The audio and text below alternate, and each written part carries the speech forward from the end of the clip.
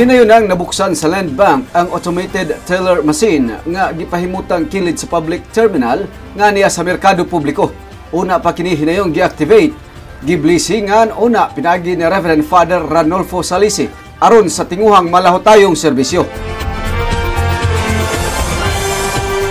Atol sa pag-activate nini diha ang personahe sa Land Bank uban ang IT aron hinayong i-activate ang teller machine. Mismo si Mayor Ernie De Vivar ang misubo og unang misaksak sa ATM card aron pagsulay kung activated na ang makina. Ang ATM human sa activation og seremonyas na mahimo nang magamit sa mga lungsuranon sa madaliang withdrawal sa salapi sa bisan asang tinubdan.